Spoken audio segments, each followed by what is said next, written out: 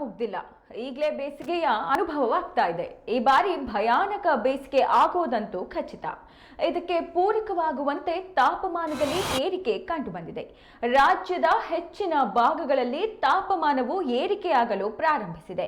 ಇದನ್ನ ನೋಡ್ತಿದ್ರೆ ಈ ವರ್ಷ ಬೇಸಿಗೆ ಕಠಿಣವಾಗಿರುತ್ತೆ ಮತ್ತು ಮೊದಲೇ ಬರುತ್ತದೆ ಎಂದು ಊಹಿಸಬಹುದು ಎಂದು ಹವಾಮಾನ ಇಲಾಖೆ ಅಧಿಕಾರಿಗಳು ತಿಳಿಸಿದ್ದಾರೆ. ಐಎಂಡಿ ಪ್ರಕಾರ ಕಾರವಾರದಲ್ಲಿ ಸೋಮವಾರ ಗರಿಷ್ಠ ತಾಪಮಾನ 35.8 ಡಿಗ್ರಿ ಸೆಲ್ಸಿಯಸ್ ದಾಖಲಿಸಿದೆ. ಕಲಬುರಗಿಯಲ್ಲಿ ಗರಿಷ್ಠ 35 ಡಿಗ್ರಿ ಸೆಲ್ಸಿಯಸ್, ಪಣಂಬೂರು ಮತ್ತು ಹೊನ್ನಾವರ ಕ್ರಮವಾಗಿ 34.8 ಮತ್ತು 34.7 ಡಿಗ್ರಿ ಸೆಲ್ಸಿಯಸ್ ದಾಖಲಾಗಿದೆ. 2-3 ಡಿಗ್ರಿ ಏರಿಕೆಯಾಗಿದೆ.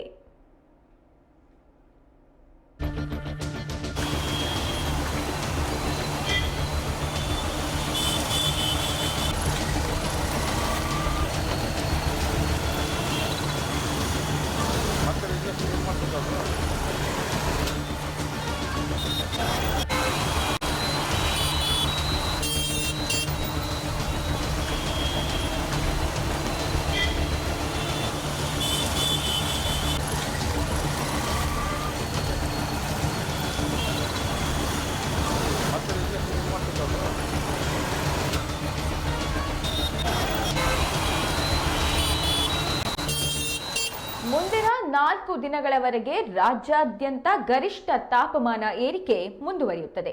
ನಂತರ ಕರ್ನಾಟಕದ ಕೆಲವು ಭಾಗಗಳಲ್ಲಿ ಹಗುರ ಮಳೆಯಾಗುವ ಮುನ್ಸೂಚನೆ ಇದೆ ಎಂದು ಹವಾಮಾನ ತಜ್ಞರು ಮಾಹಿತಿಯನ್ನ ನೀಡಿದ್ದಾರೆ.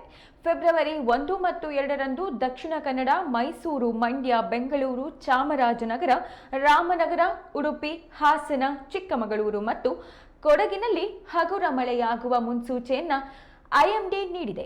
ರಾಜ್ಯದ ಹೆಚ್ಚಿನ ಭಾಗಗಳಲ್ಲಿ ಕನಿಷ್ಠ ತಾಪಮಾನವು ಸಾಮಾನ್ಯಕ್ಕಿಂತ ಕಡಿಮೆ ಇರುತ್ತದೆ ಎಂದು ಮುನ್ಸೂಚನೆಯನ್ನ ನೀಡಲಾಗಿದೆ.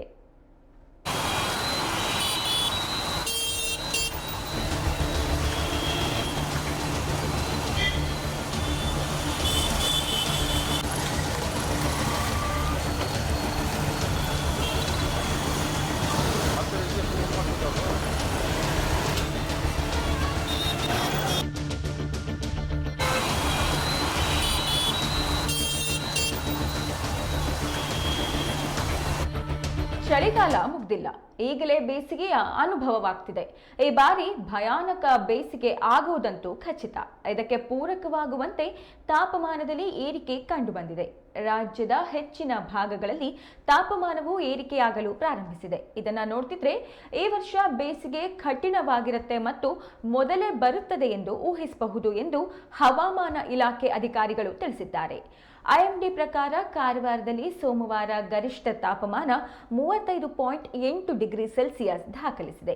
ಕಲಬುರಗಿಯಲ್ಲಿ ಗರಿಷ್ಠ 35 ಡಿಗ್ರಿ ಸೆಲ್ಸಿಯಸ್, ಪಣಂಬೂರು ಮತ್ತು ಹೊನ್ನಾವರದಲ್ಲಿ ಕ್ರಮವಾಗಿ 34.8 ಮತ್ತು 34.7 ಡಿಗ್ರಿ ಸೆಲ್ಸಿಯಸ್ ದಾಖಲಾಗಿದೆ.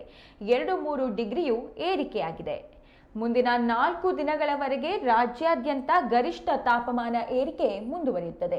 ನಂತರ ಕರ್ನಾಟಕದ ಕೆಲವು ಭಾಗಗಳಲ್ಲಿ ಹಗುರ ಮಳೆಯಾಗುವ ಮುನ್ಸೂಚನೆ ಇದೆ ಎಂದು ಹವಾಮಾನ ತಜ್ಞರು ಮಾಹಿತಿಯನ್ನ ನೀಡಿದ್ದಾರೆ.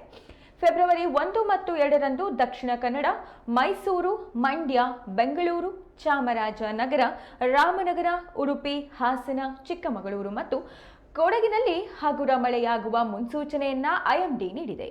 ರಾಜ್ಯದ ಹೆಚ್ಚಿನ ಭಾಗಗಳಲ್ಲಿ ಕನಿಷ್ಠ ತಾಪಮಾನವು ಸಾಮಾನ್ಯಕ್ಕಿಂತ ಕಡಿಮೆ ಇರುತ್ತದೆ ಎಂದು ಮುನ್ಸೂಚನೆ ನೀಡಲಾಗಿದೆ.